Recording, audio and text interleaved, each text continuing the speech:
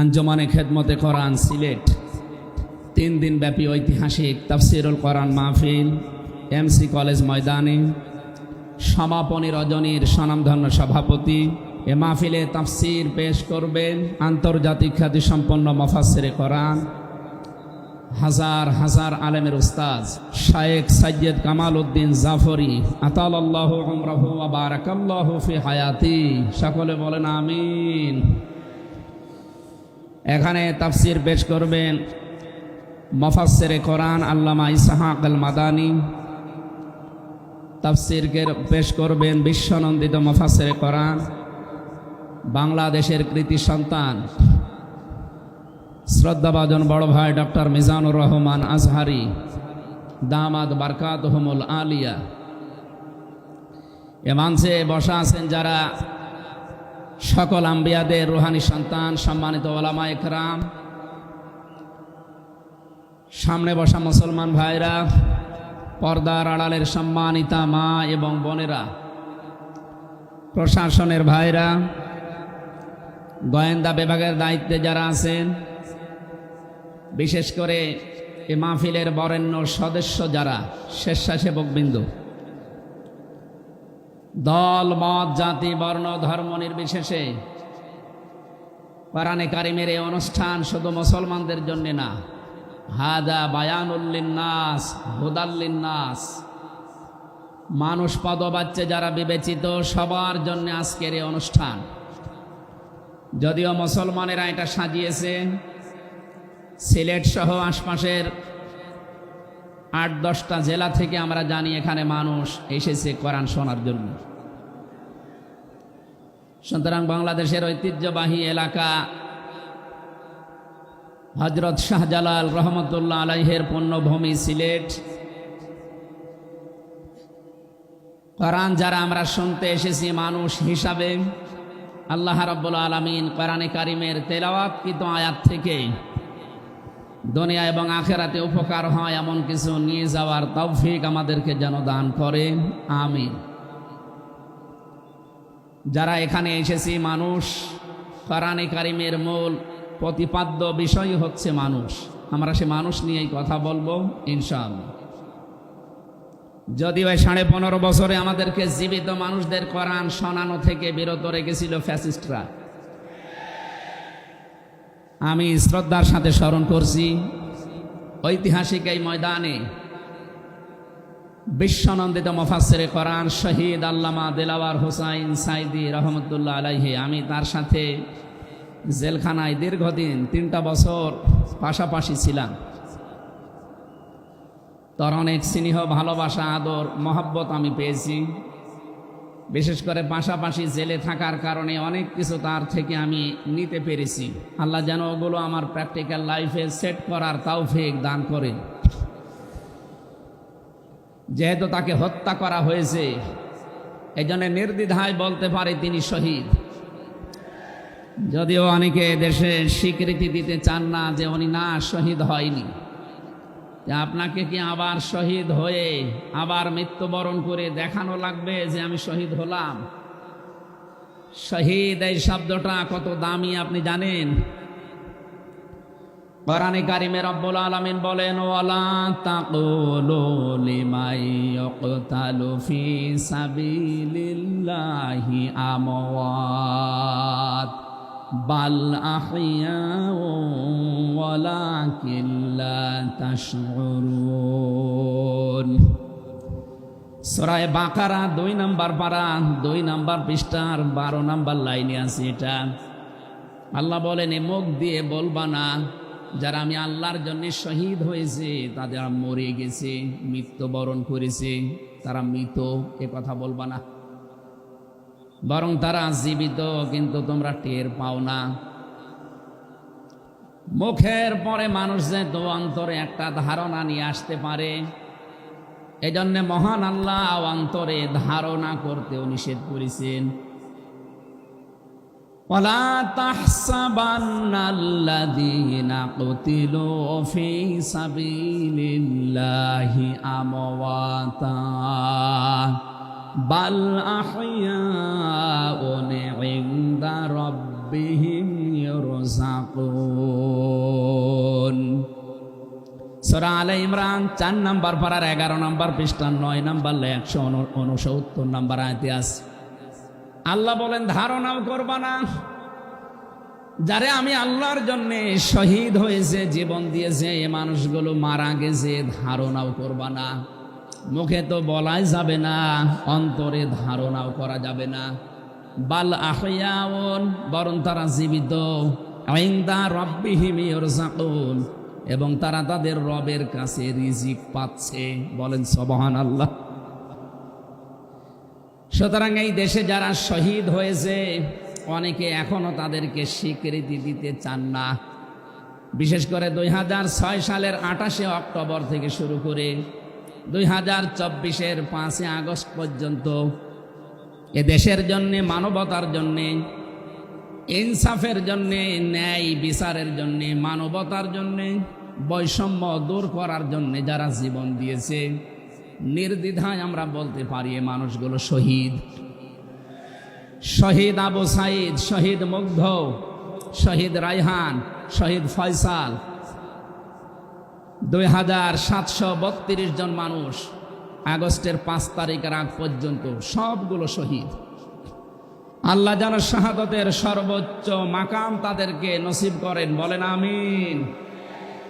শহীদ আল্লামা দেলাওয়ার হোসাইন সাইদি রহমতুল্লাহ আলাইহি যদি বেঁচে থাকতেন, আজকের এই সিলেটের ময়দানে তিনি আসতেন। কোরআনে কারিম শুনে হাজারো মানুষ হয়তো দিনের দিশা পেত, তো জালেমরা তাকে ধোঁকা দিয়ে জেল থেকে বের করেছিল, আমার সামনে দিয়েই বের করে নিয়ে গিয়েছিল। ওরা ধোঁকা দিয়ে ওনাকে আগের দিনও দেখলাম কি সুন্দর কথা বলছিল, আমাকে উপদেশ দিচ্ছিল। পরের দিন শুনলাম যে না, উনি অসুস্থ, পোড়াটাই বানোয়াট। যে বলছে আপনি অসুস্থ, চলেন আপনাকে হাসপাতালে নিয়ে যায়, ওখান থেকে চিকিৎসার মাধ্যমে আপনাকে ছেড়ে দেওয়া হবে। উনি তো আনন্দেই বের হচ্ছিলেন, কিন্তু জালেমদের দুর্বিসন্ধি যে এত গভীরে ছিল কেউ বুঝতে পারে না, উনি নিজেও টের পান নাই। এই জন্যে প্রিজন ভ্যান থেকে নামার সময় আমরা দেখেছি একটা তৃপ্তির হাসি দিচ্ছিলেন। বলা হচ্ছে ওনার হাড়ে অসুস্থ ছিল, হাড়ের রোগ ছিল। এই কারণে মানুষের হাড়ে অসুস্থ হলে ওইভাবে মানুষ হাসতে পারে? বলেন। কারারক্ষী যারা সামনে ছিল তাদেরকে লম্বা করে সালাম দিয়েছিলেন, জিজ্ঞাসা করেছিলেন আপনারা কেমন আছেন। একজন হাড়ের রোগী অসুস্থ মানুষ এই কথাগুলো বলতে পারে না, তার মানে এখন পোড়াটা পরিষ্কার, তাকে হত্যা করা হয়েছে। নবীজির কথা, দেওয়াল চাপা পড়ে মরলে যদি শহীদ হয়, সাপে কেটে মরলে যদি শহীদ হয়, নদীতে ডুবে মরলে যদি শহীদ হয়, গাছের নিচে পড়ে যদি মরে শহীদ হয়, অ্যাক্সিডেন্টে মরলে যদি শহীদ হয়, যাকে অন্যায়ভাবে মেরে ফেলা হয়েছে অবশ্যই তিনি শহীদ। আল্লাহ রাব্বুল আলামিন তার গোলামের 50টা বছরের কোরআনের খেদমত যেন কবুল করেন, জান্নাতের সুউচ্চ মাকাম নসিব করেন, বলেন আমিন।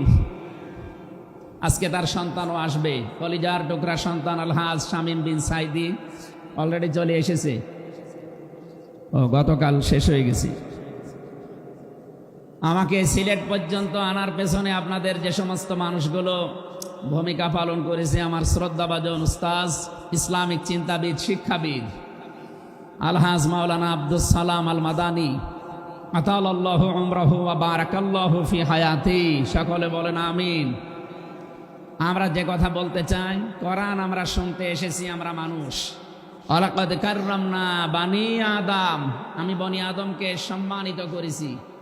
অথচ এই সম্মানিত সৃষ্টির অসম্মান করার জন্য এই 15.5 বছরে অনেকেই সিনিমিনি খেলছিল। আল্লাহ তাদের সমস্ত কাজকে নস্যাৎ করে দিয়েছেন। কোরআনের ভেতরে আমরা জেনেছি, কোন জালেম যদি চেয়ারে বসে তাহলে সর্বপ্রথম 2টা কাজ করে। সূরা নমলের 34 নম্বর আয়াতে আল্লাহ দলিল দিয়েছেন, ইন্নাল মুলুকা ইযা দাখালু ক্বরিয়াতান আফসাদুহা ওয়া জাআলু আ'ইজ্জাতা আহলিহা আদিল্লা ওয়া কাযালিকা ইয়াফআলুন। আল্লাহ পাক বলেন জালেম যদি ক্ষমতায় বসে তার প্রথম কাজ হয় সে বিশৃঙ্খলা তৈরি করে জমিনে। আমরা দেখতে পেয়েছি 15.5 বছরে প্রায় 52টার উপরে বিশৃঙ্খলা তৈরি হয়েছিল। 2 নম্বরে ওয়াজাআলু আইজ্জাতা আহলিহা আদিল্লাহ, ওই দেশের যারা সম্মানিত নাগরিক, সম্মানিত মানুষ যারা, তাদেরকে সে অপমান করে, অপদস্থ করে। এই দেশের সবচাইতে সম্মানিত মানুষ যারা আমরা দেখতে পেয়েছি তারা আলেম, অথচ এই বাতিলের টার্গেটই ছিল আলেমরা। এখানে সম্মানিত মানুষদের যারা সম্মান করে, অপদস্থ করে, তাদেরকে হেয় প্রতিপন্ন করে, এটা জালেমদের 2 নম্বর কাজ। তার মানে কোরআনের এই আয়াত অনুযায়ী প্রতীয়মান হয় যারা ছিল এরা জালেম। জবান খুলে বলেন এরা কি? স্পষ্ট ভাষায় বলছি, যারা জালেম এরা আল্লাহর মামলার আসামি। কথাটা খুব হালকা মনে হচ্ছে।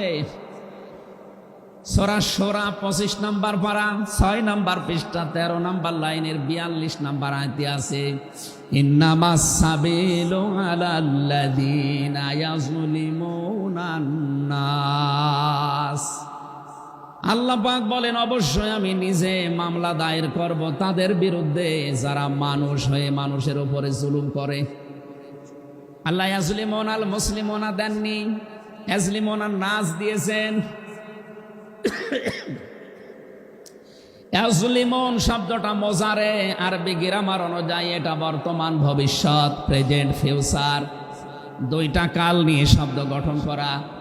তার মানে এখন যারা এ পৃথিবীতে মানুষ হয়ে মানুষের ওপরে জুলুম করছে, ভবিষ্যতেও যারা করবে, তাদের কিছু পরিণতির কথা আমরা কোরআনে জেনেছি। রব্বুল আলামিন জানিয়েছেন সূরা নমলের 52 নম্বর আয়াতে, ফাতিলকা বুয়ুতুহুম খাবিয়াতাম বিমা যালামু। হে নবী একটু তাকান জালেমদের এই বাড়ির দিকে। এই সেই ঘরগুলো, জুলুম করার কারণে ঘর আমি আজ পরিত্যক্ত বানিয়ে দিয়েছি, জনশূন্য করে দিয়েছি, উজাড় গৃহ বানিয়ে দিয়েছি। সিলেটবাসী, আয়াতটা যে কত বাস্তব, যদিও এটা লূত নবী আলাইহিস সালামের উম্মতদেরকে ইশারা দিয়ে আল্লাহ নাজিল করেছিলেন। তা আমার আয়াতটা পড়ার পর, ব্যাখ্যা বিশ্লেষণ দেখার পরে মনে হচ্ছে 2024 সালের 5 আগস্টের বিকাল বেলা আল্লাহ আবার নাজিল করেছেন।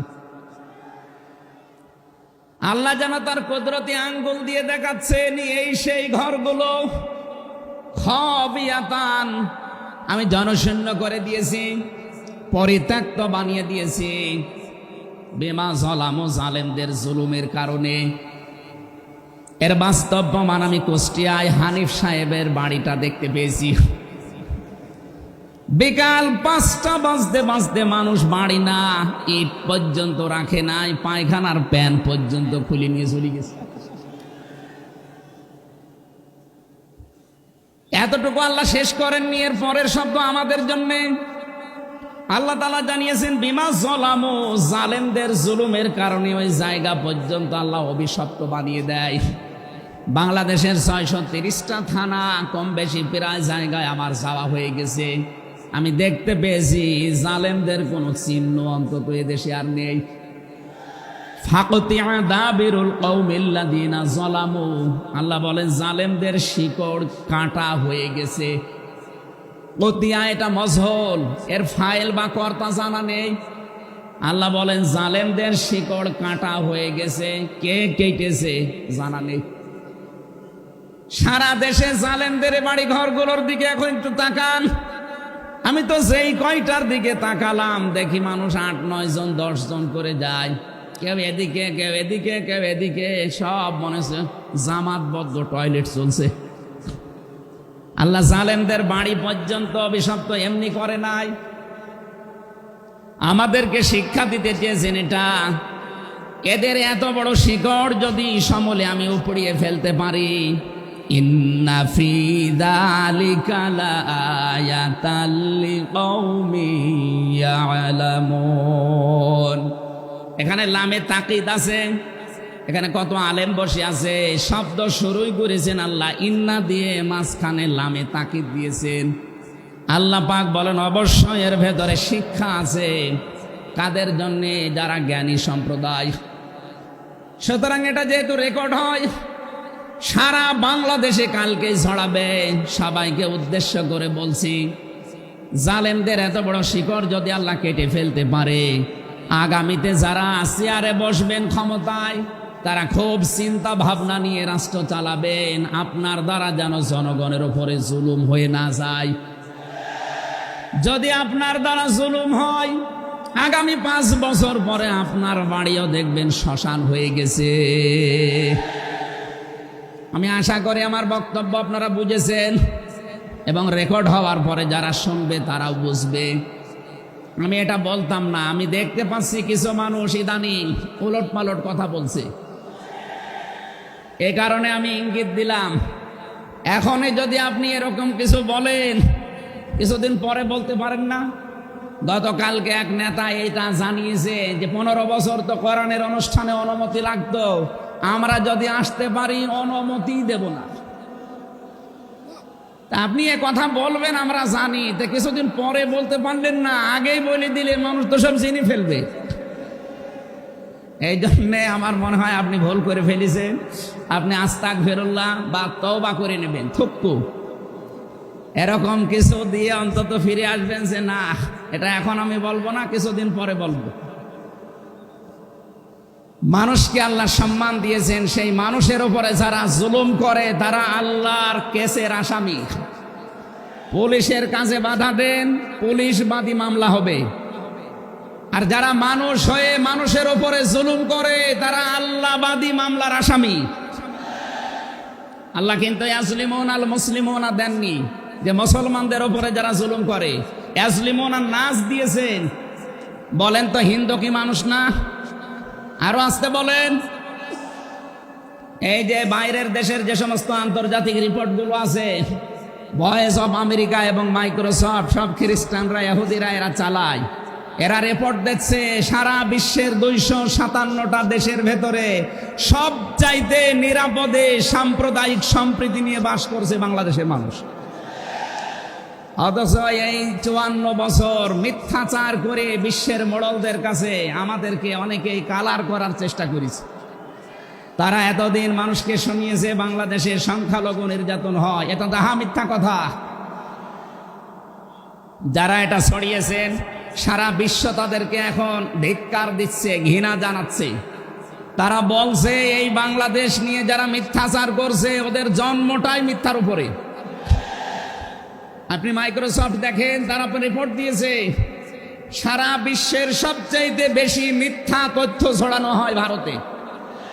আমি নাম নিতে চাইছিলাম না, বেরিয়ে গেছে। ওদের নাম আমার নিতে মনে বলে না। আমি ঘৃণা করি ওদের উগ্রপন্থী কিছু মানুষকে।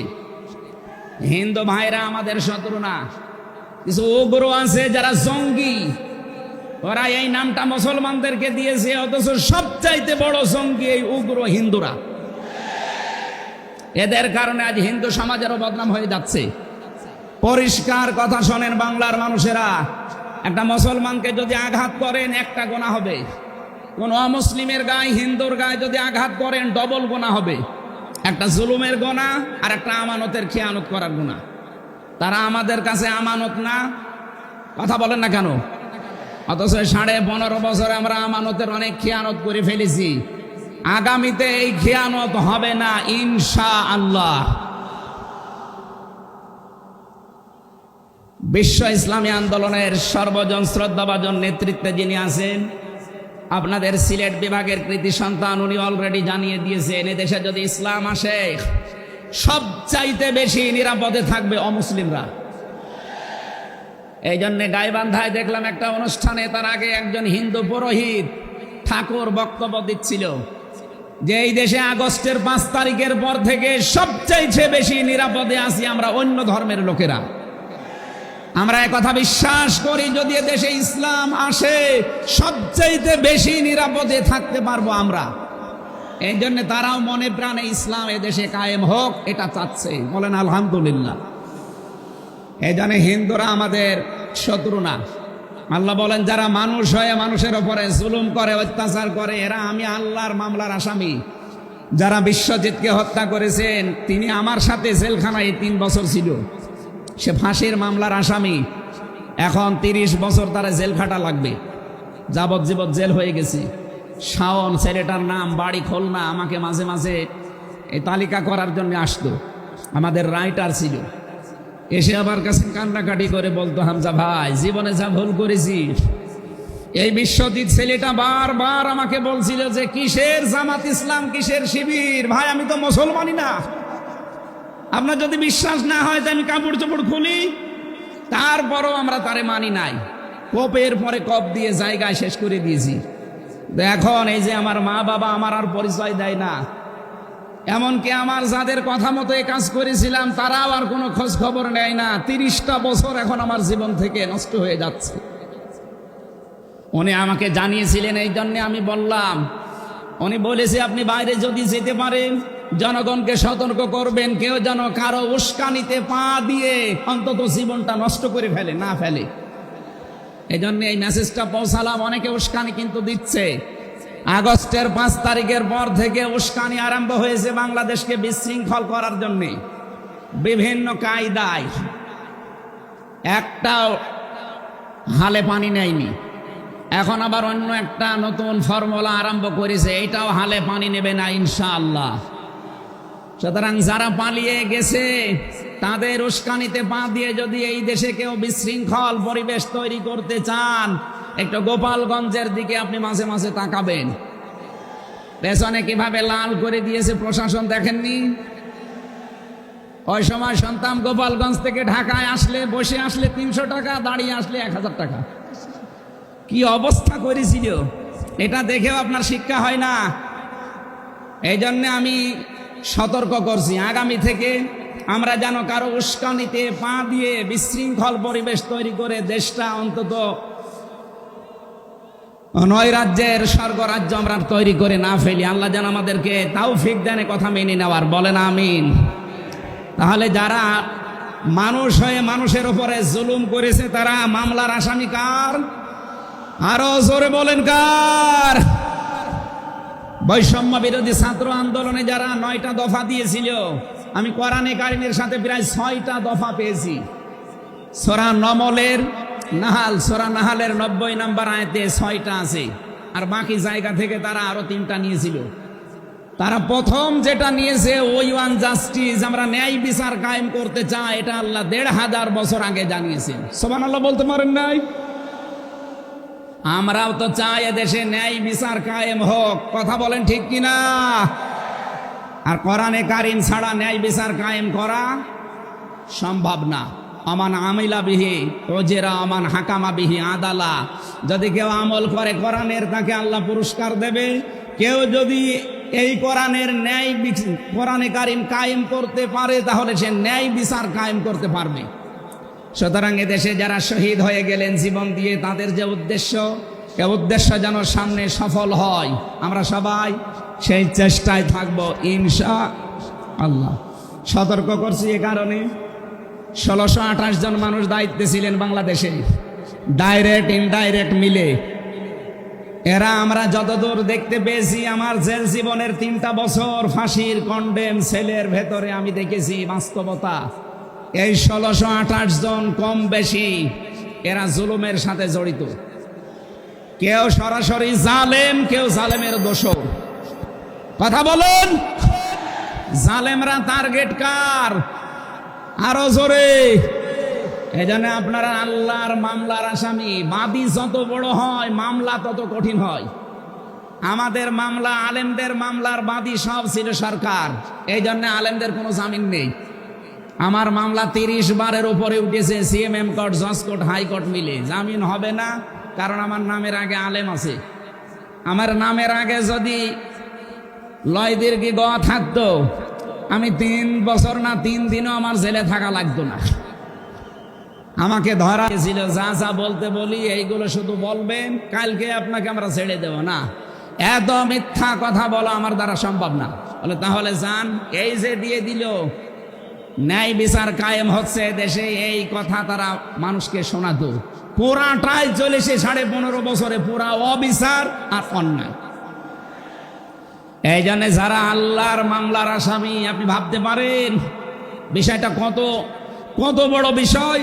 আল্লাহ নিজে মামলার বাদী, নিজে বিচারপতি, নিজে রায় দেবেন। এই জন্য জালেমদের একুলো শেষ, অকুলো শেষ। মানুষ হিসাবে আমরা মানুষকে সামনে সম্মান দিয়ে চলবো ইনশাআল্লাহ। দরুদ আর সালাম পড়ছি আমাদের নবী, মানবতার মহান শিক্ষক মুহাম্মদুর রাসূলুল্লাহ সাল্লাল্লাহু আলাইহি ওয়াসাল্লামের প্রতি। বিশ্ব নবীকে আল্লাহ পড়া কোরআন শরীফে, এই যে কোরআনের যে আয়াত পড়লাম আমরা, সূরা বাকারার 208 নম্বর আয়াত আমরা তেলাওয়াত করেছি। এ কোরআনে কারিম পড়তে হলে প্রতিটি অক্ষর, 29টা অক্ষর আমরা আছে জানি আরবি, প্রতিটি অক্ষর দিয়ে নবীজিকে আল্লাহ ডাক দিয়েছেন একটা সুন্দর এবং উত্তম নাম নিয়ে।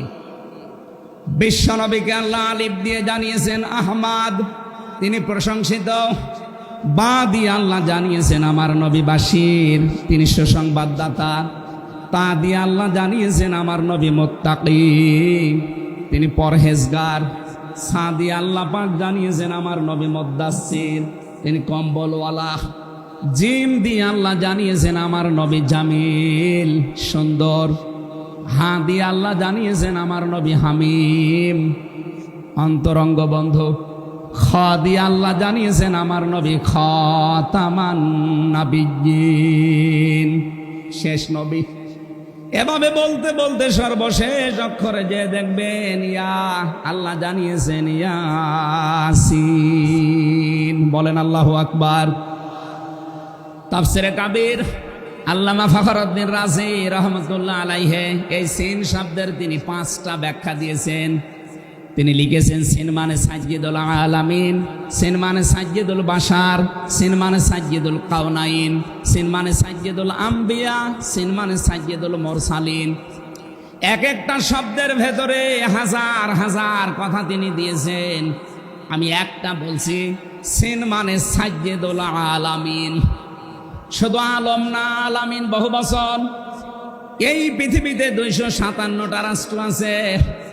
যত জগৎ আল্লাহ বানিয়েছেন, আপনি যে জগতেই বাস করেন না কেন, মুহাম্মদুর রাসূলুল্লাহকে আপনাকে নেতা মানা লাগবে, আদর্শ মানা লাগবে। কারণ আল্লাহর ঘোষণা দেওয়া নেতা একজন। আল্লাহ পৃথিবীর অন্য কাউকে হে নেতা এ শব্দ বলেননি। শুধু আমাদের নবী, আপনার নবী মুহাম্মদুর রাসূলুল্লাহকে জানিয়েছেন ইয়াসিন, হে নেতা। আয়াতের তাফসিরে আমি আরেকটা আয়াত পেয়েছি, সূরা হুদ 12 নম্বর পারা 12 নম্বর পৃষ্ঠার 1 নম্বর লাইনের 98 নম্বর আয়াত। এটা তাফসিরে ফি জিলালিল কোরআনে পাবেন। আমি সামারাইজ করে বলছি, যদিও ফেরাউন সম্পর্কে এটা নাজিল হয়েছে। সাইয়্যিদ কুতুব রহমাতুল্লাহ আলাইহি তাফসির করতে গিয়ে তিনি লিখেছেন, যেই নেতা জাহান্নামে যাবে কিয়ামতে, ওই দলের নেতার যত অনুসারী আছে, যত মানুষ তাকে অনুসরণ করত, সব অনুসারীরা তার সাথে জাহান্নামে যাবে। এটা বাংলাদেশের সাথে খুব দরকার, এজন্য আমি সতর্ক করলাম। আপনার বিবেকের কাছে প্রশ্ন করে এটা নেতা নির্বাচন করবেন, এটা দুনিয়ার বিষয় হলে আমি বলতাম না, এটা আখিরাতের সাথে রিলেটেড। যার নেতা ঠিক নেই, ওই নেতা যদি জাহান্নামে যায়, ইয়াকদুমু কওমাহু ইয়াউমাল কিয়ামাতি ফাআওরাদাহুমুন নার ওয়া বিইসাল বিরদুল মাওরুদ। জোরে বলেন আল্লাহু আকবার। সিলেটবাসী, সারা বাংলাদেশ এখন আমার সামনে, এই যে দেখতে পাচ্ছেন না, সারা বাংলাদেশে ছড়াইয়া যাচ্ছে। যাদের নেতা ঠিক নেই, আদর্শ ঠিক নেই, এক্ষুনি আপনি তওবা করে ঠিক করবেন। সত্যি বলছি, যাদের নেতা ঠিক নেই, ওই নেতা যদি জাহান্নামে যায়, আল্লাহর কসম আপনাকে ওর সাথে জাহান্নামে যাওয়া লাগবে। নেতৃত্ব দেওয়ার জন্য গুণ বললাম কয়টা? বলেন বলেন। আপনি সূরা বাকারার 247 নম্বর আয়াতটা দেখবেন। ক্বালা ইন্নাল্লাহা আসতাফাহু আলাইকুম ওয়া যাদাহু বাসতাতান ফিল ইলমি ওয়াল জিসম ইলা আখির আয়া। আল্লাহ নিজে জানিয়েছেন এই পৃথিবীতে কেউ যদি নেতৃত্ব দিতে চায় তার প্রথম নাম্বারে জ্ঞান লাগবে। জোরে বলেন কি লাগবে? আপনি যাকে মেনে চলেন, যার নাম নেতৃত্ব মানেন, বলেন তো সে জ্ঞানী আপনার দৃষ্টিতে মনে হয়? যে লোকটা কথা বলতে পারে ঈদুল ফিতরের জানাজার নামাজ আগামীকাল অনুষ্ঠিত হবে, ওর জ্ঞান কেমন আপনি টের পাচ্ছেন না? এই কথা বলে না কেন? এই জন্য নেতৃত্ব সামনে কেউ দিতে চাইলে তাকে জ্ঞানী হওয়া লাগবে, আসমানের জ্ঞানী হওয়া লাগবে। যাবতীয় জ্ঞান, জাগতিক জ্ঞান তো লাগবেই, মাস্ট বি। এইটার জ্ঞান লাগবে। কোনটার বলেন? 2 নম্বরই আমি পেয়েছি, নেতা হওয়ার জন্য লাগবে। কেউ যদি সীমা লঙ্ঘন করে, কথাবার্তার কাজে কামে, সে নেতৃত্ব দেওয়ার যোগ্যতা হারিয়ে ফেলে। এটা সূরা শুআরার 152 নম্বর আয়াতে পাবেন। বাংলাদেশে আমরা এই কয়েকদিন ধরে দেখতে পাচ্ছি ডক্টর মিজানুর রহমান আজহারি উনি একটা ইঙ্গিত দিয়েছেন, আর কেউ কেউ তার কথাটা ধরে মাথার কল্লা পর্যন্ত 10 লাখ টাকা ঘোষণা দিয়ে দিয়েছে। আপনার এত টাকা যে একজন মানুষের মাথার দাম আপনি 10 লাখ ঘোষণা দিয়ে দিলেন, তাও আপনি একজন পীর। এটাকে পীর না শয়তান? দুদককে বলবো, যারা 10 লাখ টাকা মানুষের মাথা ঘোষণা দিতে পারে তার টাকা আছে কত আপনারা খোঁজ নিন। এক কথা বলেন না কেন? এই পীরগুলোকে আমরা মানুষকে 50,000, 5 লাখ, 10 লাখ টাকার কম্বল বিতরণ করতে দেখি না এই শীতে।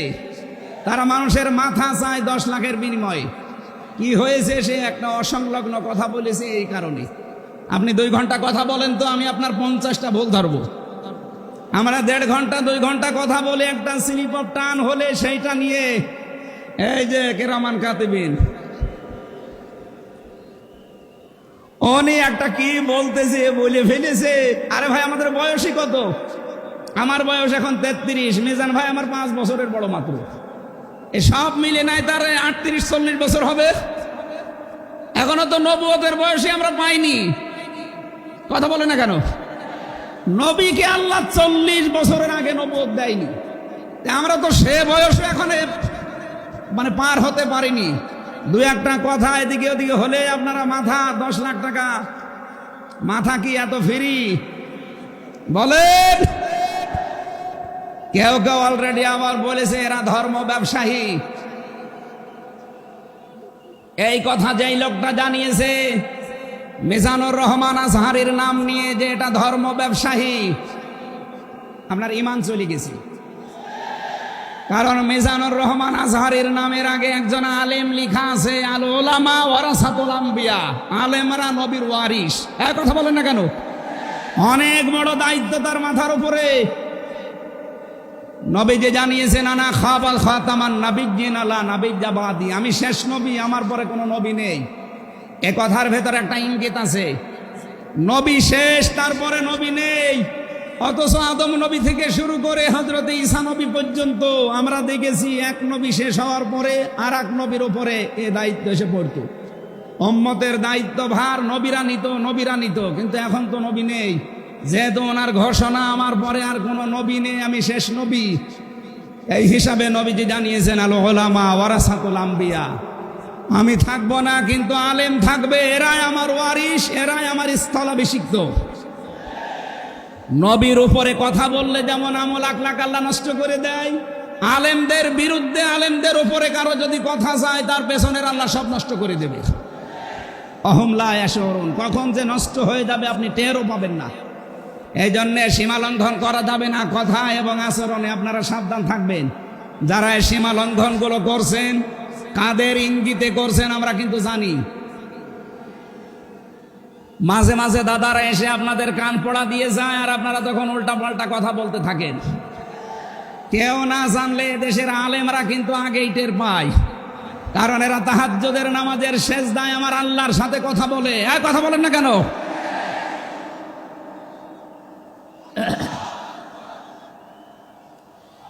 ঠিক আছে,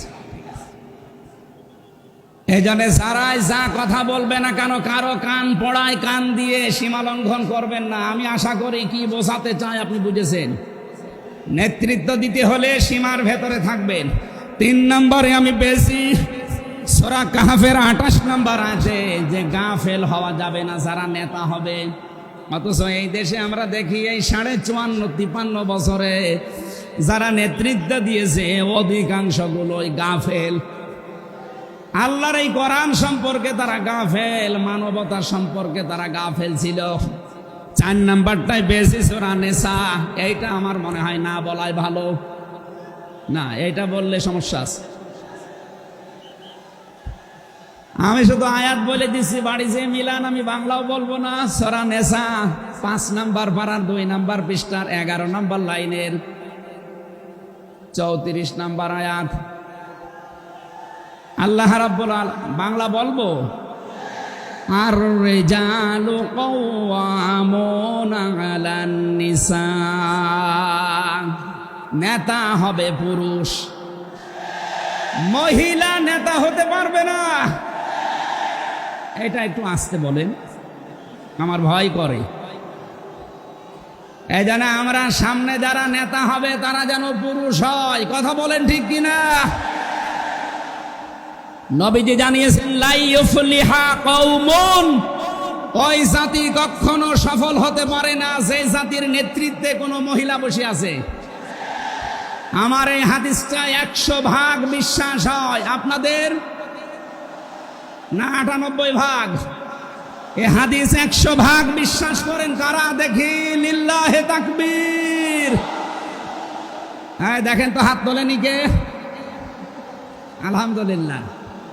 ঠিক আছে, বসেন বসেন বসেন, তাফসীর মাহফিলে বসেন।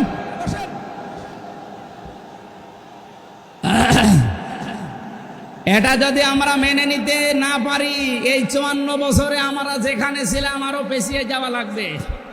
এই জন্য আমরা সামনে এগিয়ে যেতে চাই। কোরআনের সূরা নিসার 34 নম্বর আয়াত, সামনে যদি নেতা হয় পুরুষ মানুষ হবে ইনশাআল্লাহ। আরো জোরে বলেন ঠিক কিনা? 5 নাম্বার পেয়েছি সূরা বাকারা 124 নম্বর আয়াত, কোন জালেম নেতা হতে পারবে না।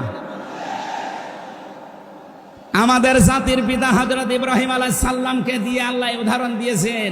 আপনি সূরা বাকারার 124 নম্বর আয়াতটা পড়ে নেবেন। সুতরাং যারা জালেম হবেন সামনে তাদের নেতৃত্বে আসার দরকার নেই, আপনি ভিক্ষা করে খান। কথা বলেন না কেন? আমরা অনেককেই দেখতে পাচ্ছি এই যে দ্বিতীয় স্বাধীনতার পর থেকে অনেকেই জুলুম আরম্ভ করেছেন। আপনারা থামবেন, আমরা সবাই মাজলুম এই দেশে, শুধু ওই 14 দল বাদ দিয়ে। সুতরাং আমরা এই মাজলুম গুলো যেন আবার জালেম হয়ে না যায়, তাহলে নেতৃত্ব দেওয়ার যোগ্যতা আমরা হারিয়ে ফেলবো। আল্লাহ যেন আমাদেরকে বাঁচান, বলেন আমিন। সূরা বাকারা আয়াত নাম্বার 208। আমরা একটা মাত্র আয়াত থেকে আজকে তাফসীর করার জন্য বসছি, আমার নির্ধারিত সময় পর্যন্ত যাব।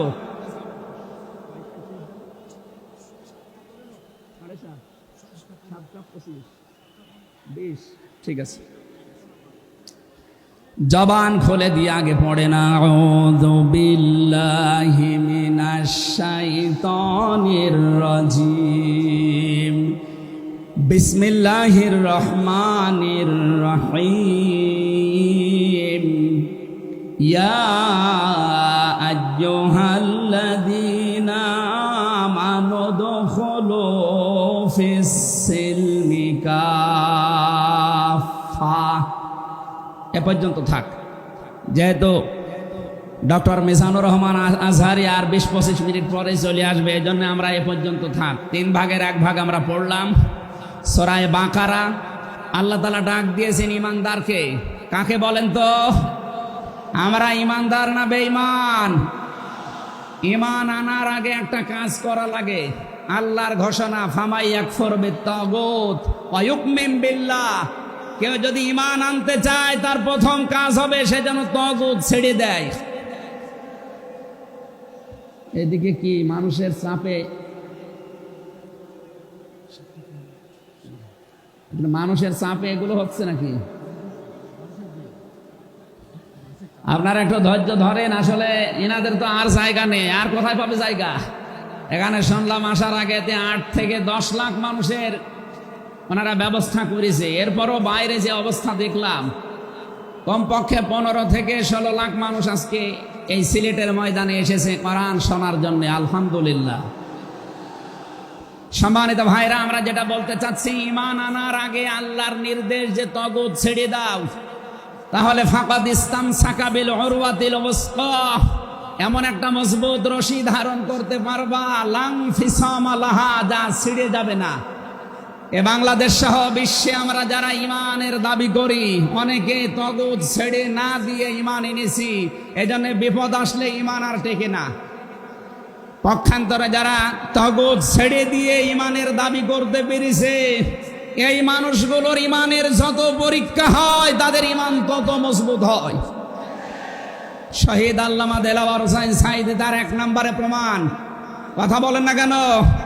13টা বছর জীবনে একটা ঘরে কাটিয়েছে, তারপরও তিনি মাথা নত করেন নাই। কারণ তগুত ছেড়ে দিয়ে ঈমান এনেছিলেন।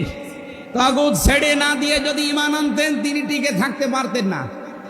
আমি বহু মানুষ জেলে দেখেছি, বহু আলেমকে দেখেছি, তারা টিকে থাকতে পারে না, আল্লাহকে পর্যন্ত দোষারোপ করে। ডক্টর শফিকুল ইসলাম মাসুদ, দেলাওয়ার হোসেন শিবিরের সাবেক সভাপতি, নাম নিয়ে বলছি এই কারণে, এই মানুষগুলো ঈমান এনেছিল তাগুত ছেড়ে দিয়ে। দেলাওয়ার ভাইকে তার গরম করে লজ্জাস্থানে ঢুকিয়েছে, পুরুষাঙ্গ নষ্ট করে দিয়েছে। 57 দিন লোকটা রিমান্ডে ছিল, তারপরও টলাতে পারে না জালেমরা। কিন্তু যারা ঈমান এনেছে তাগুতের সাথে মিল মহাব্বত রেখে, আপনি তাকান, আগস্টের 5 তারিখের পরে তারা অনেকেই বেঈমান হয়ে গেছে। জাতীয় মসজিদের সাবেক ইমাম, কথা বলে না কেন, 5 তারিখের পরে পালিয়েছে, পৃথিবীর ইতিহাস পাল্টিয়ে দিয়েছে। জাতীয় মসজিদের ইমাম পালিয়ে যায়, এটা একটা লজ্জা না? এমপিরা নাই পালিয়ে গেল, আপনি কেন পালাবেন? কিছুদিন পরে জোর করে এসেছিল, ইমামতি আবার করব, জনগণ জুতা দিয়ে পিটিয়েছে। পরের দিন স্ট্যাটাস দিয়েছে, জনগণ জুতা দিয়ে পিটিয়েছে, তাই কি আমার গায়ে লাগেনি। মানুষ কত নিচে নামতে পারে। তার বাবা তো একজন ভালো মানুষ ছিল, একজন আলেম ছিল, কি এসেছে আল্লাহ জানে। একটা জালেমাকে সে নাম দিয়েছে কওমি জননী। এই নামটা যেই দিন দেয়, সেদিন জেলখানায় ওনার নামে বদদুয়া হয়েছে। মাওলানা মামুনুল হক সহ যত আলেম ছিল আমরা এক জায়গায়, ওনারা বলছিল যে করল কি। হেফাজত ইসলামের 13 সালে এতগুলো মানুষ হত্যাকারী, যার হাতে রক্ত লেগে আছে, আর সেই লোকটাকে নাম দিয়ে দিল কওমি জননী। আমাদের মাথা কাটা গেল। এরকম হাজারো আলেম, হাজারো পীর, হাজারো মুসলমানের দেশে ঈমান রাখতে পারে নাই, কারণ তাগুতের সাথে সম্পর্ক রেখে ঈমানের দাবি করত। আল্লাহ বলেন, ঈমান আনতে হলে আগে তাগুত ছেড়ে দাও, এরপরে ঈমানের দাবি করো। উদখুলু ফিস সিলমি কাফা, ঈমানদার যারা, তারা প্রবেশ করো পুরোপুরি ভাবে ইসলামে। এখানে সিলমন বা সালমন, সিনের উপরে জবর দিলে হয় সালমন মানে শান্তি, সিনের নিচে জের দিলে হয় সিলমন মানে ইসলাম। আল্লাহ রাব্বুল আলামিন ঈমানদারকে ডাক দিয়ে জানিয়েছে, তোমরা প্রবেশ করো। যেহেতু সিলমনটা আছে, এই জন্য ইসলাম নেওয়া লাগবে। আমি যতগুলো তাফসীর বিশ্ববিদ্যালয়ে থাকাকালীন মিলিয়েছিলাম এই সিলমন দিয়ে। আমি ভার্সিটিতে থাকাকালীন প্রায় 42টার উপরে এক জায়গায় মিলিয়েছি, যে দেখি সবাই কি বলে। প্রত্যেক মুফাসসির এখানে শান্তি না, এখানে নিয়েছেন তারা ইসলাম অর্থে, তোমরা পুরাপুরি ইসলামে প্রবেশ করো। এখন আমরা যদি প্রশ্ন করি পুরাপুরি ইসলামে প্রবেশ করার অর্থ কি, কোরআন শরীফ থেকে আমরা ব্যাখ্যা বিশ্লেষণ দিয়েছি যে 5টা বিষয় যখন দেখবেন আপনার ভেতরে আছে, তখন বুঝবেন আমি পুরাপুরি ইসলামে প্রবেশ করেছি। জোরে বলেন সুবহানাল্লাহ। আমি তাফসীর থেকে যে নোটগুলো নিয়ে এসেছি, তার 1 নম্বরে আপনি যখন দেখবেন যে আপনি আত্মসমর্পণ করে ফেলেছেন, 2 নম্বরে আপনার ভেতরে ইখলাস তৈরি হয়েছে, 3 নম্বরে আপনার বিশুদ্ধ আকীদা তৈরি হয়ে গেছে, 4 নম্বরে আপনার চরিত্র উন্নত হয়েছে, 5 নম্বরে আপনার লেনদেনের স্বচ্ছতা এসেছে। এই 5টা কাজ যখন আপনি দেখবেন, তখন মনে করবেন যে আমি ইসলামে পরিপূর্ণ প্রবেশ করেছি। এখন বলেন তো, আপনার কি 5টা কাজ পরিপূর্ণ হচ্ছে? আত্মসমর্পণ 1 নম্বরে আপনাকে করা লাগবে আমার আল্লাহর সামনে। কার সামনে? এটা দেখিয়েছেন আমাদের জাতির পিতা হযরত ইব্রাহিম। ইদ ক্বালা লাহু রাব্বুহু আসলিম ক্বালা আসলামতু লিরাব্বিল আলামিন। সূরা বাকারা 1 নম্বর পারা 19 নম্বর পৃষ্ঠা 7 নম্বর লাইনের 131 নম্বর আয়াতে আছে। এটা ইবনে কাসিরে পাবেন। আল্লাহ পাক বলেন আত্মসমর্পণ করো। উনি গাছের মাথায় বসে কোড়াল দিয়ে কাঠ কাটছিলেন। ডাক দিয়ে বলে মাবুদ, এখানে বসে আত্মসমর্পণ করব কি করে? আল্লাহ পাক বলেন আত্মসমর্পণ এখানে খাতনা করে আত্মসমর্পণ করো। গাছের মাথায় তিনি কোড়াল দিয়ে খাতনা করে বললেন আমি মহাবিশ্বের প্রতিপালকের কাছে আত্মসমর্পণ করলাম, স্যালেন্ডার করলাম। এতটুকু তিনি শেষ করেননি, তিনি ডাক দিয়েছিলেন ইন্তেকালের আগে তার সন্তানদেরকে।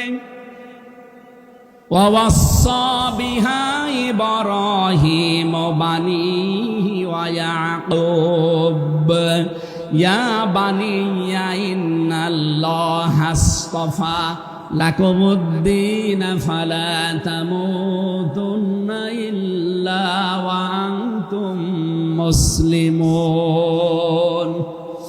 হযরত ইব্রাহিম আলাইহিস সালাম এবং ইয়াকুব এই দুইজন নবী ইন্তেকালের আগে তার সন্তানকে ডাক দেন, হে আমার কলিজার টুকরার সন্তানেরা, ইন্নাল্লাহ আস্তাফা, অবশ্যই আল্লাহ তোমাদের জন্য মনোনীত করেছেন লাকুমুদ্দিন, একটা দিনকে, ফালা তামুতুন্না ইল্লা ওয়া আনতুম মুসলিমুন, মৃত্যুবরণ করবা না যতক্ষণ মুসলমান হতে না পারো।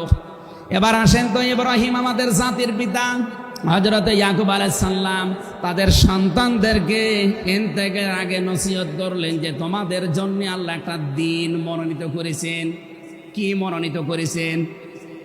দিন কি? এ রাতের পরে যেটা আসবে ওই দিন। বলেন বলেন। কবরে গুরুত্বপূর্ণ যে প্রশ্নগুলো তার ভেতরে এটা একটা, মা দিনুকা, দিন কি? এটা যদি আপনি ক্লিয়ার হতে না পারেন কবরে যে প্রশ্নের জবাব দিতে পারবেন না। এজন্য এই বিষয়টা নিয়ে বিস্তারিত আমাদের জানা শোনা দরকার। দিন বলতে আল্লাহ নিজে আবার ব্যাখ্যা দিয়েছেন। দিন কি জানো? ইব্রাহিম নবী যেটা, ইয়াকুব নবী যেটা তার সন্তানদেরকে বারবার ওসিয়ত করছিল ইন্তেকালের আগে, আল্লাহ তোমাদের জন্য একটা দিনকে মনোনীত করেছেন। সেই দিন হচ্ছে ইসলাম। জোরে বলেন সুবহানাল্লাহ। ইন্নাদ-দীনা ইনদাল্লাহিল ইসলাম, অবশ্যই আমি আল্লাহর কাছে মনোনীত একটাই দিন আছে, তার নাম। আরো জোরে বলেন। এখন পৃথিবীতে প্রায় 4,500-এর উপরে ধর্ম আছে, দিন আছে। 4,500 ধর্মের কোন দিনের উপরে, ধর্মের উপরে আমার আল্লাহ রাজি নেই, খুশি নেই, তিনি পছন্দ করেন না। একটাই মাত্র দিনকে তিনি মনোনীত করেছেন, পছন্দ করেন, তার নাম ইসলাম।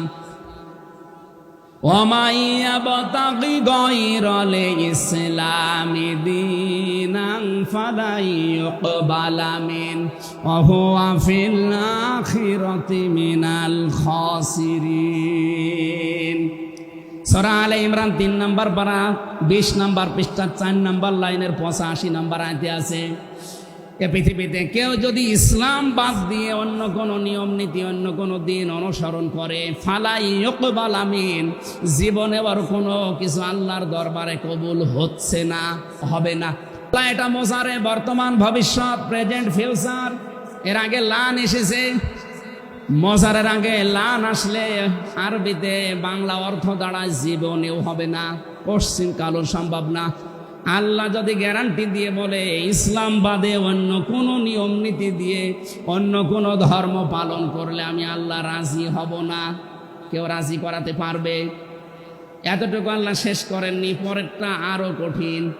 অহুয়া ফিল আখিরাতি মিনাল খাসিরিন, আল্লাহ পাক বলেন ওই লোকটা সবচাইতে বড় ক্ষতিগ্রস্ত হবে আখিরাতে। বলেন নাউজুবিল্লাহ। সিলেটবাসী আমাদের জীবন এদিকে ওদিকে করে হয়তো কেটে যাবে, কিন্তু মরণের পর আমরা যদি ক্ষতিগ্রস্ত হয়ে যাই, এই আসল জীবনে যদি আমাদের নষ্ট হয়ে যায়, তাহলে আমরা এই ভুল পথে থেকে আমাদের জীবনটা নষ্ট করব কোন কারণে? যত নিয়ম নীতি আছে আজকে থেকে সব মাইনাস করবেন, সব বাদ দিয়ে দেবেন। ইসলাম বাদ দিয়ে কোনো নিয়ম নীতি দিয়ে আল্লাহকে রাজি করানো যাবে? তাহলে ইসলাম বাদ দিয়ে বিয়ে শাদী হবে? বলেন বলেন। ইসলাম বাদ দিয়ে পরিবার নীতি হবে? ইসলাম বাদ দিয়ে রাজনীতি হবে? এটা হতে পারে? হ্যাঁ, কিছু মানুষ এখন কথাই আরম্ভ করেছে যে উঠলে আপনি রাজনীতির কথা বলেন। আরে ভাই, রাজনীতি যদি কোরআনে না থাকতো আমি ওই আয়াতটাই পড়তাম না। এর ভেতরে নামাজের কথা মাত্র 82 জায়গায় আছে। কয় জায়গায়? বলেন বলেন। রোজা রাখা ফরজ মাত্র 1 জায়গায় আছে। হজ করা ফরজ মাত্র 1 জায়গায় আছে। আর রাজনীতি কোরআন দিয়ে করা লাগবে এটা 903 জায়গায় আছে। সুবহানাল্লাহ বলতে পারেন না? কোরআন শরীফ আমি যতটুকু পড়েছি আমার এতটুকু আয়ত্ত হয়েছে। নামাজের চাইতে, হজের চাইতে, যাকাতের চাইতে সব চাইতে বেশি আলোচনা দিয়েছেন আল্লাহ রাজনৈতিক বিষয়ে। তো সেইটা যদি আমি বলতে না পারে যে আমি কি রামায়ণ থেকে, গীতা থেকে আপনাদের আলোচনা শোনাবো? এজন্য সাফ কথা, দিন ইসলাম, ইসলাম বাদ দিয়ে অন্য কোনো নিয়ম নীতি মানা যাবে না। আমি সেদিন যশোরে এক কলেজের অধ্যাপককে, বিসিএস ক্যাডার উনি, ওনাকে বলেছিলাম আপনাকে জোর করি না স্যার, আপনি শুধু আমার ধর্মীয় গ্রন্থ এই কোরআনে কারিম একটু বুঝে বুঝে পড়েন। 3 মাস সময় দিলাম আপনাকে। 3 মাস পরে, যেহেতু জ্ঞানী মানুষ, 3 মাসের পরে দেখি মুসলমান হয়ে গেছে। এজন্য অন্য ধর্মের যারা আছেন, রেকর্ড হচ্ছে, আপনাদেরকে আমরা জোর করব না। আমাদের ধর্মে জোর নেই। লা ইকরাহা ফিদ্দিন। আমাদের ধর্মে জোর আছে? জবরদস্তি নেই, জোর নেই। এই জন্যই তো 850 বছর এই এলাকা মুসলমানরা শাসন করেছে, একটাও মন্দির ভাঙে নাই। অথচ আমরা আমাদের প্রতিবেশী রাষ্ট্রে দেখতে পাচ্ছি এরা অনেকগুলো মসজিদ অলরেডি ভেঙে দিয়েছে, ধোয়া ধোয়া তুলে। ওরা বলছে 500 বছর আগে এখানে নাকি মন্দির ছিল। বিশ্বের মানুষেরা দেখি মাটির নিচে তেল পায়, গ্যাস পায়, আরে শয়তানরা শুধু মাটির নিচে মন্দির পায়। আপনাদের পূর্বপুরুষেরা আল্লাহর ঘর ভাঙতে এসে কাজ ফিম মাকুল হয়ে গেছে। আমরা দেখতে পাচ্ছি আগামীতে আল্লাহর ঘর, মসজিদগুলো ভেঙে দেওয়ার কারণে আল্লাহ নিজে কিন্তু প্রতিশোধ নেবে। কাজ ফিম মাকুল আপনাদেরও বানিয়ে দেবে ইনশাআল্লাহ। এজন্য প্রতিবেশী হিসাবে সতর্ক করলাম, যদি ভালো লাগে মেনে নিন, ভালো না লাগলে নিজের পায়ে নিজে কোড়াল লাগান। আমার কথার অর্থ বোঝেননি? সুতরাং পৃথিবীতে দিন ইসলাম বাদ দিয়ে কোন ধর্ম, সব মানুষের বানানো তৈরি করা। অন্য ধর্মের মানুষদেরকে আমরা চ্যালেঞ্জ করছি, আহ্বান জানাচ্ছি, আমাদের এইটা পড়েন, লা ইকরাহা ফিদ্দিন লা রাইবা ফি যালিকাল কিতাবু লা রাইবা ফি। কোনো সন্দেহ নেই, সন্দেহের অবকাশ পর্যন্ত নেই। এখানে আসেন, যদি মনটা আপনার ভালো থাকে, টনি বেলারের শালিকা লরেন বুথকে যেভাবে হেদায়েত দিয়েছে আপনাকেও দিতে পারবে ইনশাআল্লাহ। সে আহ্বান রেখে, এখনো যেহেতু 4টা অর্থ ছিল, আপনি যে ইসলামে প্রবেশ করেছেন তার দ্বিতীয় অর্থ আপনি দেখবেন যে আপনার ভেতরে ইখলাস আছে কিনা। আপনি কি লোক দেখানো কাজ করেন না আল্লাহর জন্য করেন, এইটা দেখবেন। 3 নম্বরে আপনার আকীদা শুদ্ধ আছে কিনা। আজ এই দেশের একটা মুসলিম সংগঠনের উপরে একটা তহমত দেওয়া হয় যে এদের আকীদা ঠিক নেই। আপনার আকীদা কত ভালো, আমি নিচে নামলাম না। 4 নম্বরে উন্নত চরিত্রের অধিকারী হওয়া লাগবে, আর এটা নিতে হবে মুহাম্মদ রাসূলুল্লাহর কাছ থেকে। 5 নম্বরে আমাদের লেনদেন স্বচ্ছ হওয়া লাগবে। আপনারা তাফসীর শুনতে এসেছেন, আমরা বিস্তারিত আর বলতে পারলাম না আজকে, কারণ আমার সময় শেষ হয়ে গেছে। আগামীতে কিছুক্ষণ পরে যেহেতু ডক্টর মিজানুর রহমান আজহারি ভাই আসবে, ওনার কাছে আমরা আরো গুরুত্বপূর্ণ কথা শুনবো ইনশাআল্লাহ। আজকের কথাগুলো আল্লাহ আমাদের জীবনে প্র্যাকটিক্যাল লাইফে আমল করার তৌফিক দিন, আমিন। বারাকাল্লাহু লানা ওয়া লাকুম ফিল কোরআনিল আযীম। আসসালামু আলাইকুম ওয়া রাহমাতুল্লাহ।